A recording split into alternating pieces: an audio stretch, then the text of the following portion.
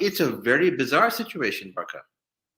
Let's talk a little bit about the geopolitics of this, how this is going to impact other relationships, other alliances, the Western alliance in particular. Uh, you have the American ambassador to Canada going on record to say that some of the intelligence did come from the Five Eyes grouping. In other words, some of it came from the US. You have Tony Blinken, the US Secretary of State, using a phrase, a kind of awkward phrase, condemning transnational repression.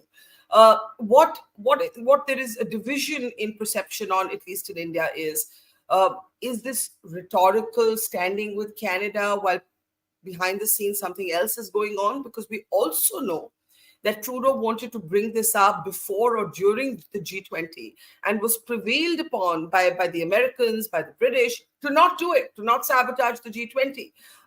Where do you see the Americans? You have everybody from Michael Rubin, who used to be at the Pentagon, saying, look, America is going to stand by India unless the US Congress gets involved, right? And today you have provocative statements from an Ilhan Omar. You must have seen that. How do you see the United States responding? No, this is a very interesting question, Barkha.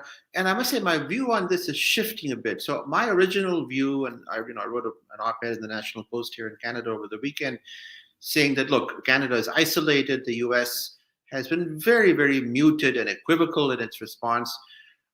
They've expressed serious concerns. That diplomatic speak for saying, we acknowledge it, but we're not going to do anything about it, did not condemn India. But then, given what the ambassador here said, and the fact that possibly some information has been leaked by the Americans, you have to start wondering whether the Americans and Mr. Biden is playing something of a double game here. That on the one hand, the U.S. is trying to cozy up to India as the world's largest democracy, the fastest growing major economy in the world. Of course, we know Mr. Modi's state visit, and Mr. Biden will be a guest in India next year, and so on. So all of that's on the record. But again, sources can be wrong, suggest that perhaps the U.S. might have goaded Canada a bit into taking this action. So why might he be playing this double game? Why might Biden? Sorry, I didn't mean to interrupt you, but I'm curious. This phrase you used, and a lot of Indians are wondering also about what you just raised. Why might Biden be playing a double game? Because given the Quad, given India's need, given the American need to leverage, quite honestly, India as a countervailing force to China, given the sort of ups in the relationship recently, how fulsome Biden was with his praise for Prime Minister Modi during the G20, and so on. Why might Biden be playing what you call a possible double game? Well, this is a matter now of speculation. Partly it could be that Biden is in part captive to the left wing of his party, and you referred to Ilhan Omar. The left wing of his party there are many strongly anti-India voices in that grouping, and of course, let's be honest, Biden is a very weak leader. So we may not be exactly sure where this kind of impetus is coming from. Is it from Biden? Is it from Hillary Clinton? Is it from someone within the administration? Biden is not exactly someone that one sees as a strong leader. And on foreign policy, he's been sort of all over the map, as we've seen over the last couple of years. So, but it's an interesting question, and it doesn't make sense at some level why Biden would want to potentially scupper this burgeoning friendship with India. And already in India, one is your voice is saying, look, how can we trust the Americans if this is how they operate? So it's playing into a kind of a nativist, U.S. suspicious narrative in India, which, by the way, let me also remind your viewers, is not just the right wing, but the left for years. I mean, the communists, the left parties for years said, we cannot trust America. So this is not something that's sort of a partisan thing in India. And unfortunately, what's coming out of Washington gives Indians reasons to be a little skeptical of how sincere Biden is. And again, how could that possibly make sense, given that the U.S., and again, I should say that this has been a bipartisan thing. Trump assiduously courted Modi. They had the several summits. There was obviously sort of a bonhomie between them. Obviously, less so between Biden and Modi, although there's the superficially the friendly sort of rapport. But I think in the U.S., both major parties agree that India is a top priority. So why is this going on? Why are the Americans possibly playing this double game? Again, we don't know. It could reflect, as I suggest, perhaps Biden's reliance on the left wing of his party, perhaps the fact that he himself has a weak grip on his party, and he's now facing this major budget But you crisis. but you are convinced that this sort of double game, as you call it, is not mere rhetoric, that the Americans are sending out mixed messages on this issue.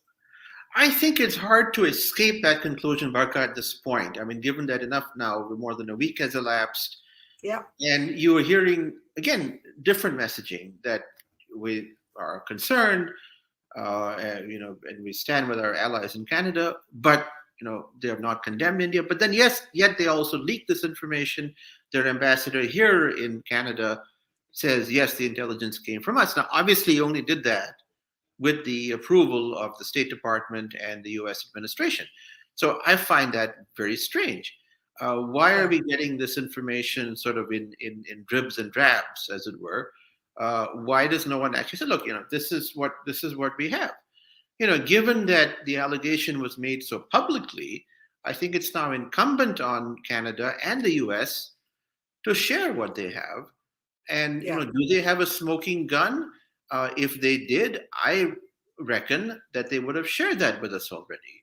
So I don't, Yeah. so I'm very skeptical of the notion of a smoking gun out there. But if there is, why don't they share it with us? Yeah. Let me ask you in the end, I think what really galls a lot of Indians, and this is, by the way, irrespective of which side you vote, one of the most viral speeches on this issue has actually come from a Congress member of parliament whose grandfather was assassinated by Khalistanis, right? And I think that's what a lot of people don't get outside India. They make it all about sort of the domestic politics of India and whether you're for or against Prime Minister Modi.